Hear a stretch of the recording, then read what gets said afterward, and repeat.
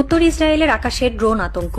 মাটিতে কেউ দেখছে না, পাহাড়ের চূড়ায় লুকিয়ে থাকা একজন অপারেটর তার হাতে থাকা মনিটরের দিকে তাকিয়ে আছে। স্ক্রিনে ভেসে উঠছে ইসরায়েলের মার্কাভা ট্যাঙ্কের লাইভ ছবি, ঠিক যেমনটি আপনি আপনার মোবাইলে ভিডিও কলে দেখেন।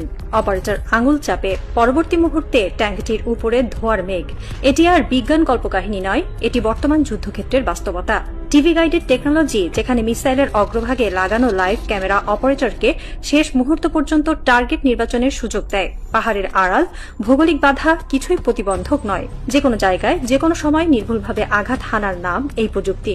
গত কয়েক সপ্তাহ ধরে ইসরায়েলের উত্তর সীমান্তে যা ঘটছে তার মূল চালিকা শক্তি এই টিভি গাইডেড মিসাইল ও ড্রোন। হিজবুল্লাহ ইরানের তৈরি আলমাস, তুফান ও গাদ্দার সিরিজের অস্ত্র ব্যবহার করছে। প্রতিটি হামলার ভিডিও ফুটেজ প্রকাশ করা হচ্ছে। সেকেন্ডে সেকেন্ডে ধরা পড়ছে টার্গেটের পতন।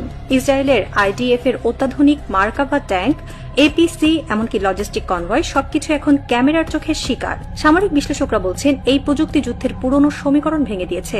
আগে যেখানে 10টি হামলায় একটি টার্গেটে আঘাত হানাই সফলতা হিসেবে গণ্য হতো, এখন সেখানে একটি হামলা, একটি টার্গেট, 100% নির্ভুলতা, এটাই নতুন বাস্তবতা।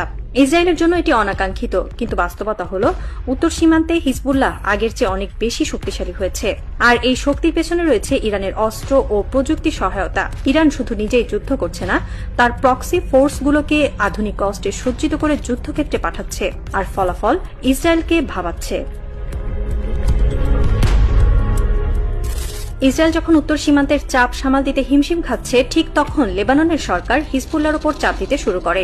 লেবাননের রাজনৈতিক মহল ইসরায়েলের সঙ্গে যুদ্ধবিরতির আলোচনায় বসার আহ্বান জানায়, কিন্তু হিজবুল্লাহর প্রধান সেই আহ্বান প্রত্যাখ্যান করেন। ফ্রান্স 24 সহ আন্তর্জাতিক সংবাদ মাধ্যমে প্রচারিত হিজবুল্লাহর বিবৃতিতে বলা হয়, ইসরায়েলের সঙ্গে যুদ্ধবিরতি আলোচনায় বসা আত্মসমর্পণের নামান্তর। আমাদের মিশন স্পষ্ট, ইসরায়েলের বিরুদ্ধে পূর্ণ শক্তি প্রয়োগ করে আমাদের লক্ষ্য বাস্তবায়ন করা। হিজবুল্লাহর এই অবস্থান ইসরায়েলের জন্য নতুন মাত্রায় চ্যালেঞ্জ তৈরি করেছে।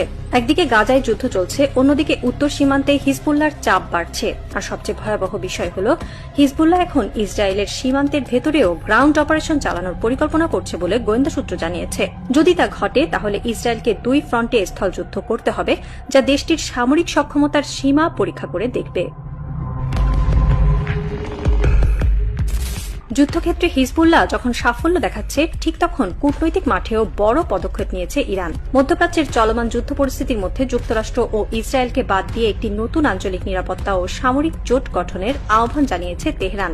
ইরানের খাতাম আল আম্বিয়া সেন্ট্রাল হেডকোয়ার্টার্সের মুখপাত্র ইব্রাহিম জোলফাগারি এক ভিডিও বার্তায় বলেন, সময় এসেছে মধ্যপ্রাচ্যের দেশগুলো নিজেদের নিরাপত্তার দায়িত্ব নিজেদের নেওয়ার, বাইরের শক্তির উপর নির্ভরশীলতা কমাতে হবে। ইরানের এই প্রস্তাবের পেছনে রয়েছে একটি বড় বাস্তবতা। যুক্তরাষ্ট্র মধ্যপ্রাচ্যের দেশগুলো থেকে নিরাপত্তার নামে বিপুল অর্থ গ্রহণ করে, কিন্তু বিনিময়ে প্রকৃত নিরাপত্তা দিতে ব্যর্থ হয়েছে বলে ইরানের অভিযোগ। ইরানের দাবি, তাদের মিসাইল ও ড্রোন প্রযুক্তি প্রমাণ করেছে যে আঞ্চলিক শক্তিগুলো নিজেরাই নিজেদের নিরাপত্তা নিশ্চিত করতে সক্ষম। ইরান উপসাগরীয় দেশগুলোকে এই জোটে যুক্ত হওয়ার আহ্বান জানিয়েছে। বাহরাইন, কুয়েত, কাতার, এই ছোট দেশগুলোর সমর্থন পাওয়ার সম্ভাবনা রয়েছে। কিন্তু বড় প্রশ্ন হল, সংযুক্ত আরব আমিরাত ও সৌদি আরবের মতো দেশ, যারা নিজেদের মধ্যপ্রাচ্যের নেতা হিসেবে দেখে, তারা কি ইরানের এই প্রস্তাবে সম্মতি দেবে?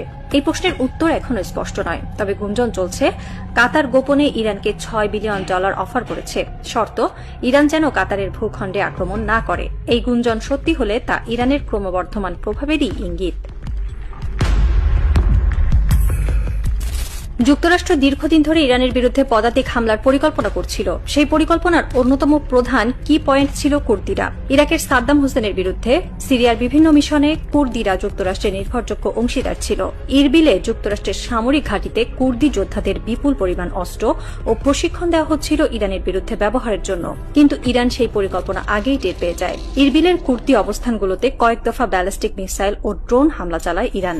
যুক্তরাষ্ট্রের অত্যাধুনিক প্রতিরক্ষা ব্যবস্থাও সেই হামলা পুরোপুরি প্রতিহত করতে পারেনি। ফলাফল, রাতারাতি কুর্দিরা অবস্থান বদলায়। তারা পরিষ্কার ঘোষণা দেয়, ইরানের বিরুদ্ধে যুক্তরাষ্ট্রের হয়ে কোনো পদাতিক হামলায় তারা অংশ নেবে না। যুক্তরাষ্ট্রের জন্য এটি বড় ধাক্কা।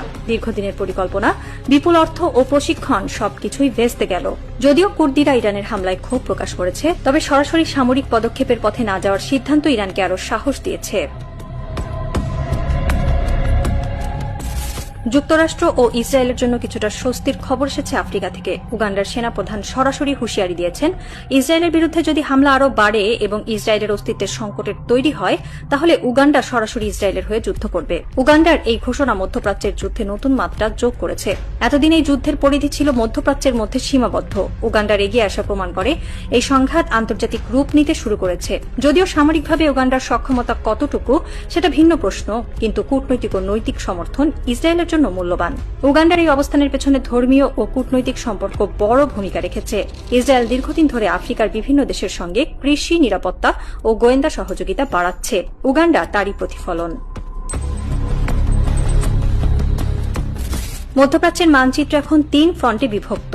প্রথম ফ্রন্ট, উত্তর ইসরায়েলে হিজবুল্লাহর টিভি গাইডেড মিসাইল হামলা, যা প্রতিদিন ইসরায়েলের ট্যাঙ্ক ও সামরিক স্থাপনা ধ্বংস করছে। দ্বিতীয় ফ্রন্ট, পারস্য উপসাগর ও লোহিত সাগরে ইরানের সরাসরি মিসাইল হামলা, যা যুক্তরাষ্ট্রের নৌবহর ও কৌশলগত বন্দরগুলোকে টার্গেট করছে। তৃতীয় ফ্রন্ট, কূটনৈতিক, যেখানে ইরান নতুন আঞ্চলিক জোট গঠনের চেষ্টা করছে।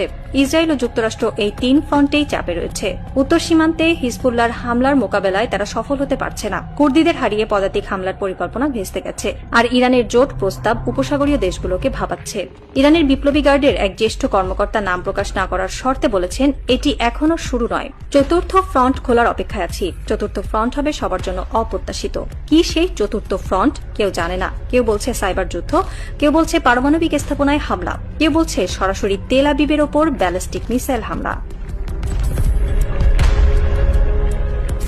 তেহরানের সময় রাত 11টা। বিপ্লবী গার্ডের কমান্ড সেন্টারের সবুজ আলোয় ভাসছে লাইভ স্যাটেলাইট ফিড। উত্তর সীমান্তে হিজবুল্লাহর আরেকটি টিভি গাইডেড মিসাইল আঘাত হেনেছে ইসরায়েলের ট্যাঙ্ক কনভয়ে। ইরানের নতুন জোট প্রস্তাবের বিষয়ে উপসাগরীয় দেশগুলোর মধ্যে জরুরি বৈঠক চলছে।